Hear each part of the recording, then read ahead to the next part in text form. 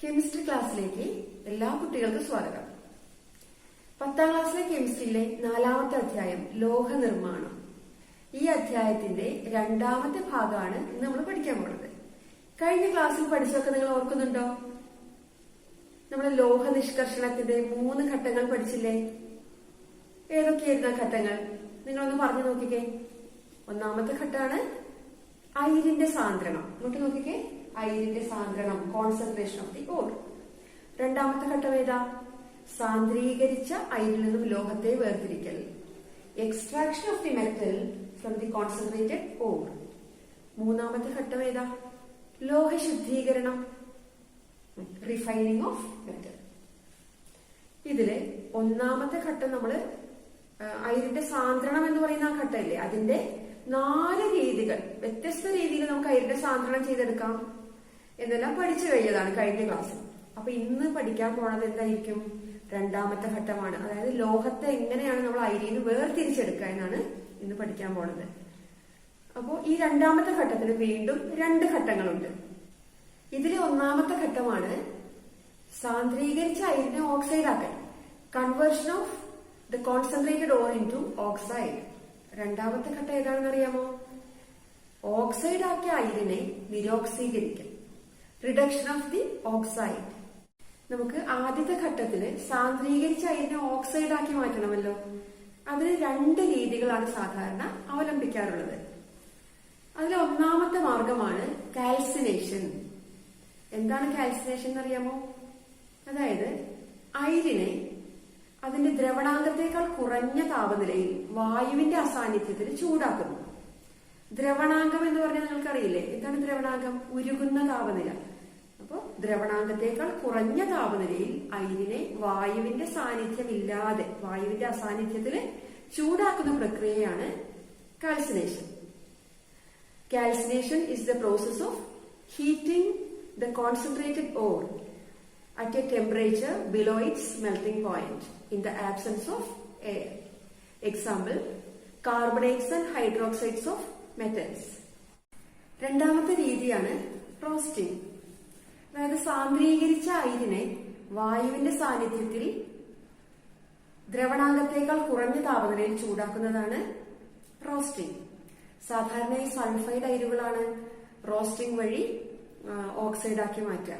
അപ്പൊ സൾഫൈഡ് രൂപത്തിലുള്ള അയിരിനെ വായുവിന്റെ സാന്നിധ്യത്തിൽ ചൂടാക്കുമ്പോൾ അത് ഓക്സൈഡായി മാറുന്നു. Roasting is A process in which the or is heated in the presence of air in a current of air below its melting point. Example, sulfide ores.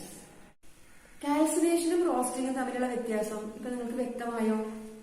SSLC question പേപ്പറിൽ സാധാരണ ഒരു ചോദ്യമാണിത് കേട്ടോ. റോസ്റ്റിംഗ്, കാൽസിനേഷൻ ഇവ തമ്മിലുള്ള വ്യത്യാസം എന്താണ്? കാൽസിനേഷനിൽ അയിരിനെ വായുവിന്റെ അസാന്നിധ്യത്തിലാണ് ചൂടാക്കുന്നതെങ്കിൽ റോസ്റ്റിംഗിൽ വായുവിന്റെ സാന്നിധ്യത്തിൽ ദ്രവണാങ്കത്തേക്കാൾ കുറഞ്ഞ താപനിലയിൽ ചൂടാക്കുന്നതാണ് റോസ്റ്റിംഗ്. അടുത്തത് ഓക്സൈഡ് ആക്കിയ അയിരിന്റെ നിരോക്സീകരണമാണ്, റിഡക്ഷൻ ഓഫ് ഓക്സൈഡ്. നമുക്ക് അയിരിൽ നിന്ന് ലോഹത്തെ വേർതിരിക്കണമെങ്കിൽ നിരോക്സീകരണം എന്ന പ്രക്രിയയിലൂടെയാണ് അത് സാധ്യമാകുന്നത്. എന്തായിരിക്കും ഇതിന് കാരണം? നമ്മൾക്കറിയാം, ലോഹങ്ങളുടെ അയിരുകളെല്ലാം സംയുക്ത അവസ്ഥയിലാണ് സ്ഥിതി ചെയ്യുന്നത്, അല്ലെ? അപ്പൊ ഈ സംയുക്തങ്ങളിൽ എങ്ങനെയാണ് ലോഹങ്ങൾ കാണപ്പെടുന്നത്? പോസിറ്റീവ് അയോണുകളായിട്ടാണ് എല്ലാ ലോഹങ്ങളും അവയുടെ സംയുക്തങ്ങളിൽ കാണപ്പെടുക. അപ്പൊ അങ്ങനെ പോസിറ്റീവ് അയോണുകളായി നിൽക്കുന്ന ഈ അയോണുകളെ നമുക്ക് ആറ്റങ്ങളാക്കി മാറ്റിയാലേ ലോഹത്തെ വേർതിരിക്കാൻ സാധിക്കുള്ളൂ ഈ സംയുക്തങ്ങളിൽ നിന്നും. അപ്പൊ ഈ പോസിറ്റീവ് അയോണുകൾ ആറ്റങ്ങളായി മാറണമെങ്കിൽ എന്ത് ചെയ്യണം? ഇലക്ട്രോണുകളെ സ്വീകരിക്കണം. നിങ്ങൾ പഠിച്ചിട്ടില്ലേ? ഇലക്ട്രോണുകളെ സ്വീകരിക്കുന്ന പ്രക്രിയയുടെ പേരെന്താ? നിരോക്സീകരണം. ശരിയല്ലേ? അപ്പൊ റിഡക്ഷൻ അഥവാ നിരോക്സീകരണം വഴിയാണ് നമുക്ക് ഈ പോസിറ്റീവ് അയോണുകളായി നിൽക്കുന്ന ലോഹ അയോണുകളെ ലോഹങ്ങളുടെ ആറ്റങ്ങളാക്കി മാറ്റാൻ സാധിക്കുള്ളൂ. എങ്കിൽ മാത്രമേ ഈ അയിരിൽ നിന്ന് ലോഹം വേർതിരിയപ്പെടുകയുള്ളൂ. ശരിയല്ലേ? അപ്പൊ അങ്ങനെ അയിരിനെ നിരോക്സീകരിക്കണമെങ്കിൽ അനുയോജ്യമായ നിരോക്സീകാരികൾ ആവശ്യമാണ്. ക്രിയാശീല ശ്രേണിയിൽ ഏറ്റവും മുകളിൽ കാണപ്പെടുന്ന ചില ലോഹങ്ങളൊക്കെ ഉണ്ടല്ലോ. Potassium, sodium, calcium, magnesium, aluminium തുടങ്ങിയവ. ഈ 5 ലോഹങ്ങളെ അയിരിൽ നിന്ന് വേർതിരിക്കണമെങ്കിൽ ഏറ്റവും ശക്തി കൂടിയ നിരോക്സീകാരിയായ വൈദ്യുതി തന്നെ ഉപയോഗിക്കണം. ഏറ്റവും ശക്തി കൂടിയ നിരോക്സീകാരി ഏതാണ്? വൈദ്യുതിയാണ്, അല്ലെ? ഇലക്ട്രിസിറ്റിയാണ്. അപ്പൊ വൈദ്യുത വിശ്ലേഷണം വഴി, ഇലക്ട്രോളിസിസ് വഴിയാണ് ക്രിയാശീലം കൂടിയ ലോഹങ്ങളെ അവയുടെ സംയുക്തങ്ങളിൽ നിന്നും വേർതിരിക്കാറുള്ളത്. ഇനി കുറച്ചുകൂടെയൊക്കെ ക്രിയാശീലം കുറഞ്ഞ ലോഹങ്ങളുണ്ട്. ഉദാഹരണം സിങ്ക്, അയൺ, നിക്കൽ, ടിൻ തുടങ്ങിയവയൊക്കെ, അല്ലെ? അപ്പൊ അങ്ങനെ ക്രിയാശീലം കുറഞ്ഞ ലോഹങ്ങളാണെങ്കിലോ ഇലക്ട്രിസിറ്റി പോലെ ഇത്രയും ശക്തി കൂടിയ നിരോക്സീകാരിയുടെ ആവശ്യമില്ല. കുറച്ചുകൂടി ശക്തി കുറഞ്ഞ നിരോക്സീകാരികളാണ് കാർബൺ, കാർബൺ മോണോക്സൈഡ് തുടങ്ങിയവ. അപ്പൊ ഇത്തരം നിരോക്സീകാരികൾ ഉപയോഗിച്ചിട്ടാണ് ക്രിയാശീലം കുറഞ്ഞ ലോഹങ്ങളെ അവയുടെ അയിരിൽ നിന്നും വേർതിരിക്കാറുള്ളത്. ലോഹ നിഷ്കർഷണത്തിന്റെ മെറ്റലർജിയുടെ 3ാമത്തെ ഘട്ടമാണ് ലോഹശുദ്ധീകരണം, റിഫൈനിങ് ഓഫ് മെറ്റൽ. അപ്പൊ ലോഹത്തെ വേർതിരിച്ചു കഴിഞ്ഞല്ലോ 2ാമത്തെ ഘട്ടത്തില്. ഇനി ആ ലഭിച്ച ലോഹത്തില് കുറഞ്ഞ അളവിലെല്ലാം അപദ്രവ്യങ്ങൾ ഉണ്ടാവാം. അപ്പൊ അവയെല്ലാം വേർതിരിച്ച് ലോഹത്തെ ശുദ്ധീകരിക്കുന്ന രീതിയാണ് ലോഹശുദ്ധീകരണം അഥവാ റിഫൈനിങ്. ഇതിന് പ്രധാനമായും 3 രീതികളാണ് ഉപയോഗിക്കാറുള്ളത്. അതിലെ 1ാമത്തെ മാർഗമാണ് ഉരുക്കി വേർതിരിക്കൽ അഥവാ ലിക്വേഷൻ. ടിന്ന്, ലെഡ് തുടങ്ങിയ ലോഹങ്ങൾ വളരെ ദ്രവണാങ്കം കുറഞ്ഞവയാണ്. വളരെ പെട്ടെന്ന് ചെറിയ ചൂടിൽ തന്നെ ഉരുകുന്ന ലോഹങ്ങളാണ് ടിന്നും ലെഡും ഒക്കെ. എന്നാൽ ഇവയിൽ അടങ്ങിയിട്ടുള്ള അപദ്രവ്യങ്ങൾ സാധാരണ ലോഹങ്ങളോ ലോഹ ഓക്സൈഡുകളോ ഒക്കെ ആയിരിക്കും. ഇവയ്ക്ക് ദ്രവണാങ്കം കൂടിയവയുമാണ്. അപ്പൊ ടിന്നിലെയും ലെഡിലെയും അപദ്രവ്യങ്ങളായി കടന്നുകൂടിയിട്ടുള്ള ലോഹങ്ങളും ലോഹ ഓക്സൈഡുകളും ഒക്കെ ദ്രവണാങ്കം കൂടിയവയും ടിന്നും ലെഡും ഒക്കെ ദ്രവണാങ്കം കുറഞ്ഞ ലോഹങ്ങളുമാണ്. അപ്പൊ ഈ ലോഹത്തെ ഒരു ഫർണസിന്റെ ചരിഞ്ഞ പ്രതലത്തിൽ ലോഹം വെച്ചിട്ട് ചൂടാക്കുമ്പോൾ ദ്രവണാങ്കം കുറഞ്ഞ ലോഹം വളരെ പെട്ടെന്ന് ഉരുകി അപദ്രവ്യങ്ങളിൽ നിന്നും ഒഴുകി താഴേക്ക് ഒഴുകി പോവുകയും അപദ്രവ്യങ്ങൾ ആ പ്രതലത്തിൽ അവശേഷിക്കുകയും ചെയ്തു. അപ്പൊ ഈ രീതിയിൽ ലോഹത്തെ ശുദ്ധീകരിക്കുന്നതിനാണ് ഉരുക്കി വേർതിരിക്കൽ എന്ന് പറയാം. ഉദാഹരണമാണ് ടിന്നും ലെഡും. ലിക്വേഷൻ. Low melting metals like tin and lead may contain high melting metals or metal oxides as their impurities.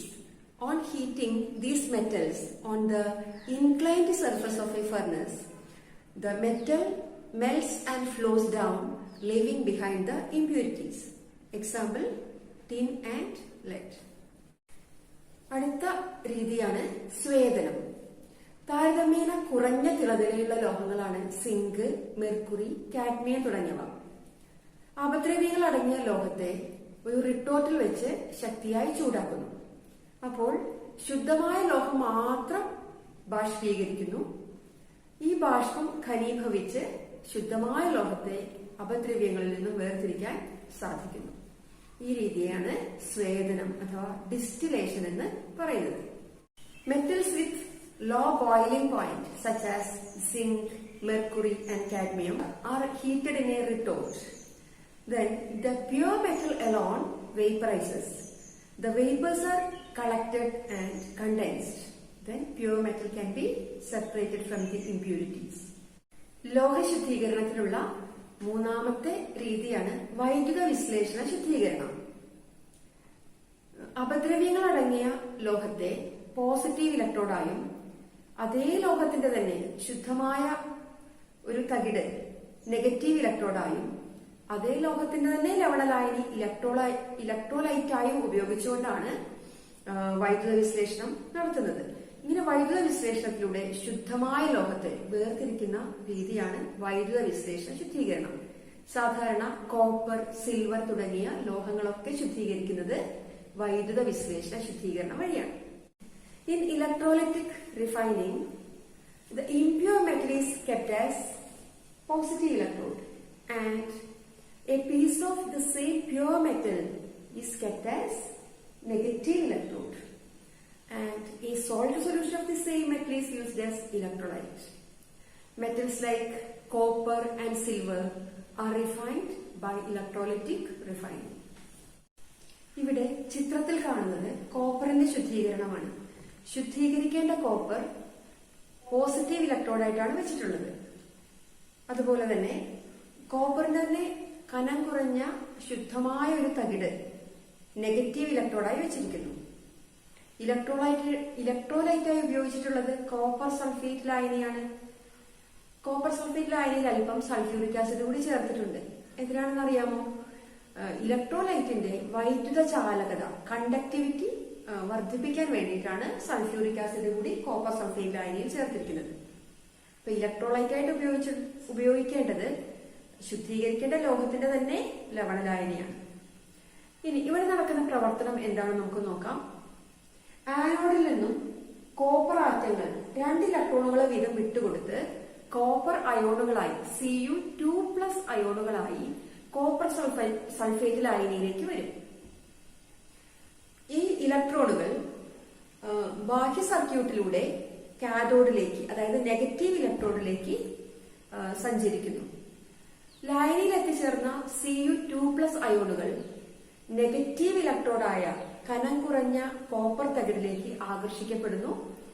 അവ നെഗറ്റീവ് ഇലക്ട്രോഡിലേക്ക് എത്തി 2 ഇലക്ട്രോണുകളെ വീതം ഓരോ കോപ്പർ അയോണും സ്വീകരിച്ച് കോപ്പർ ആറ്റങ്ങളായി കനം കുറഞ്ഞ കോപ്പർ തകിടിൽ പറ്റിപ്പിടിക്കുന്നു. ക്രമേണ ഈ കനം കുറഞ്ഞ ശുദ്ധമായ കോപ്പർ തകിട് വലുതായി വരുന്നു. കാരണം അതിൽ കോപ്പർ നിക്ഷേപിക്കപ്പെടുകയാണ്. ശുദ്ധമായ കോപ്പറിന്റെ തരികൾ അതിൽ നിക്ഷേപിക്കപ്പെടുകയും ഈ കനം കുറഞ്ഞ കോപ്പർ തകിട് വലുതായി വരുന്നു. നമ്മൾ ശുദ്ധീകരിക്കാനായി എടുത്ത കോപ്പറിലെ ആനോഡ്, പോസിറ്റീവ് ഇലക്ട്രോഡ്, അത് കനം കുറഞ്ഞ് ക്രമേണ അത് പ്രവർത്തിച്ചു തീരുന്നു. അതിലെ അപദ്രവ്യങ്ങൾ, ഇംപ്യൂരിറ്റീസ് ആനോഡിന്റെ താഴെ ശേഖരിക്കപ്പെടും. ഇങ്ങനെ ആനോഡിന് താഴെയായി ശേഖരിക്കപ്പെടുന്ന അപദ്രവ്യങ്ങളെ ആനോഡ് മഡ് എന്നാണ് പറയാം.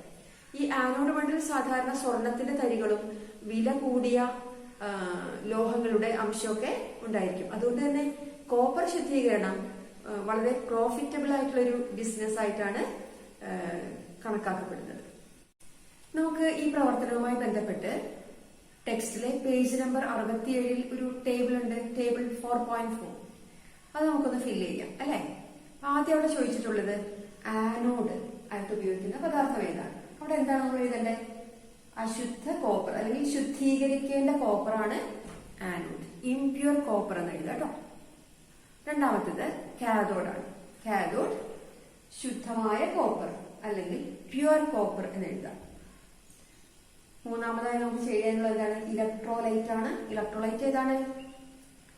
സൾഫ്യൂരിക് ആസിഡ് ചേർത്ത copper sulphate solution. Sulphuric acid ചേർത്ത കോപ്പർ സൾഫേറ്റ് ലായനി. അടുത്തത് ആനോഡിൽ നടക്കുന്ന പ്രവർത്തനം, അതായത് പോസിറ്റീവ് ഇലക്ട്രോഡിൽ നടക്കുന്ന പ്രവർത്തനം എന്താണ്? ഓക്സീകരണം. ആനോഡിൽ എപ്പോഴും ഓക്സീകരണം അല്ലേ സംഭവിക്കുക. അപ്പൊ അവിടെ എഴുതേണ്ട ഇക്വേഷൻ എങ്ങനെയാണ്? ഇക്വേഷൻ എഴുതാം കേട്ടോ, തെറ്റ് കൂടാതെ. Cu gives Cu2+ plus 2E-. 2 ഇലക്ട്രോണുകളെ വിട്ടുകൊടുത്ത് copper ആറ്റങ്ങൾ കോപ്പർ അയോണുകളായി മാറുന്നു. അടുത്തത് കാഥോഡിൽ നടക്കുന്ന പ്രവർത്തനമാണ്. Cu2+ plus 2 electron gives Cu. ഇനി നമുക്ക് ഇന്ന് പഠിച്ച കാര്യങ്ങളെല്ലാം ഒന്ന് ഓർത്തു നോക്കാം. ലോഹനിഷ്കർഷണത്തിന്റെ, മെറ്റലർജിയുടെ രണ്ടാമത്തെയും മൂന്നാമത്തെയും ഘട്ടങ്ങളാണ് നമ്മൾ ഇന്ന് ചർച്ച ചെയ്തത്. രണ്ടാമത്തെ ഘട്ടം ഏതായിരുന്നു? സാന്ദ്രീകരിച്ച അയിരിൽ നിന്നും ലോഹത്തെ വേർതിരിക്കൽ. സാന്ദ്രീകരിച്ച അയിരിൽ നിന്നും ലോഹത്തെ വേർതിരിക്കുന്നത് 2 ഘട്ടങ്ങളിലൂടെയാണ്. അത് ഏതൊക്കെയാണ്? ഒന്നാമത്തേത് സാന്ദ്രീകരിച്ച അയിരിനെ ഓക്സൈഡ് ആക്കൽ, conversion of concentrated ore into oxide. രണ്ടാമത്തെ ഘട്ടമാണ് റിഡക്ഷൻ ഓഫ് ദി ഓക്സൈഡ്, അല്ലെങ്കിൽ ഓക്സൈഡ് ആക്കി മാറ്റിയ അയിരിന്റെ നിരോക്സീകരണം. ഇനി ഓക്സൈഡ് ആക്കി മാറ്റുന്നത് തന്നെ 2 രീതിയിലുണ്ടെന്ന് നമ്മൾ മനസ്സിലാക്കി. 2 മാർഗങ്ങളാണ് അതിനുവേണ്ടി ഉപയോഗിക്കുക ഓക്സൈഡ് ആക്കി മാറ്റാൻ. ഒന്ന് കാൽസിനേഷനും മറ്റൊന്ന് റോസ്റ്റിങ്ങും. പിന്നീട് മെറ്റലർജിയുടെ മൂന്നാമത്തെ ഘട്ടമാണ് നമ്മൾ പഠിച്ചത് ലോഹ ശുദ്ധീകരണം, റിഫൈനിങ് ഓഫ് മെറ്റൽ. 3 രീതികളിലൂടെയാണ് ലോഹത്തെ നമ്മൾ ശുദ്ധീകരിച്ചെടുക്കുക. ഒന്നാമത്തേത് ഉരുക്കി വേർതിരിക്കൽ, ലിക്വേഷൻ. 2 സ്വേദനം അഥവാ ഡിസ്റ്റിലേഷൻ. മൂന്നാമത്തേത് വൈദ്യുത വിശ്ലേഷണ ശുദ്ധീകരണം അഥവാ ഇലക്ട്രോലിറ്റിക് റിഫൈനിങ്.